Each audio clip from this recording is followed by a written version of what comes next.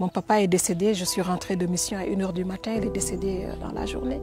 Et j'ai dû écourter ma mission. Il y a eu tellement d'opportunités ratées avec ma famille, mes enfants, j'en deviens émotive. Et on se dit finalement, pourquoi tout ça? Pourquoi il n'y a pas... Voilà.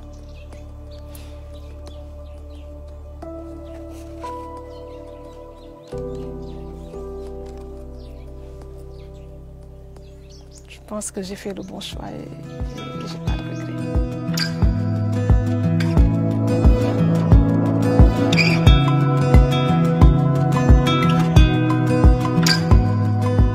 Je suis Madame Ba, Thérèse Maye-Diouf, fondatrice de l'entreprise agroécologique Growing Life.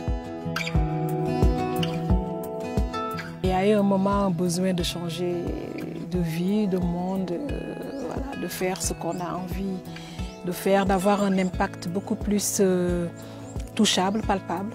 Et comme j'avais déjà cette passion-là pour l'agriculture, donc ce qui a démarré par être un projet de vie personnelle, donc s'est transformé en un projet d'entreprise, donc sociale et solidaire autour de l'autonomisation de la jeune fille et de la femme.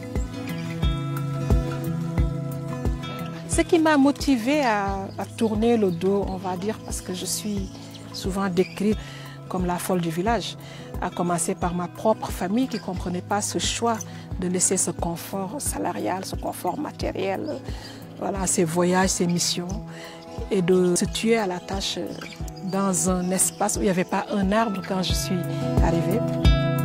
Là, j'ai fait une petite plantation de manioc, mais c'est vraiment le manioc qui fond.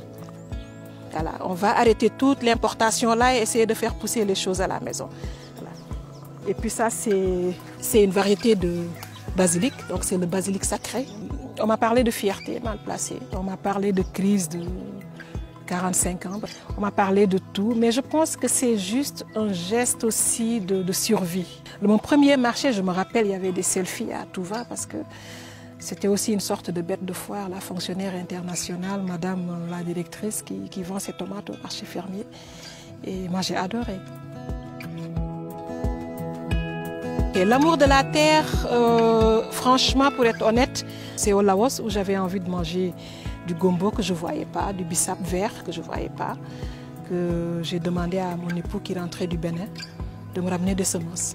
Et je pense que c'est la première vue du premier fruit de mes plans qui a complètement bouleversé ma vie. Ce que j'ai planté pour la première fois de ma vie, c'était du gombo et du bissap. Et les enfants, je vous laisse ça, donc je pense qu'on ne va pas mourir de faim. Ça va être pour le déjeuner. Mon parcours, il est simple, il n'est pas simple. Je suis, comme beaucoup, un pur produit de l'école sénégalaise, donc du CI à la maîtrise. Et puis une expérience professionnelle avec l'IRD en anthropologie de la santé.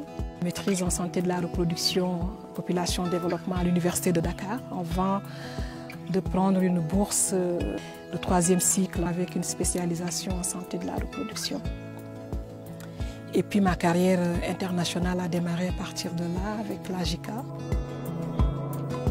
J'étais la directrice d'un programme régional qui couvrait 9 pays. Et c'est de là, franchement, où j'ai senti la lassitude. On court pourquoi, pour qui, et on prend le choix. Pour moi, ça a été assez simple, assez clair, assez limpide, d'un retour d'une vie plus sereine, plus calme auprès de mes enfants que j'ai délaissés pendant des années, de mon époux. Aujourd'hui, cette ferme-là, pour moi, c'est de l'autonomisation de moi-même. Aujourd'hui, je ne dépends pas du salaire de quelqu'un. Je ne dépends pas du dictat d'un bailleur de fonds. Je dépends de ce que la terre veut bien me donner et mes bailleurs de fonds, ce sont mes clients.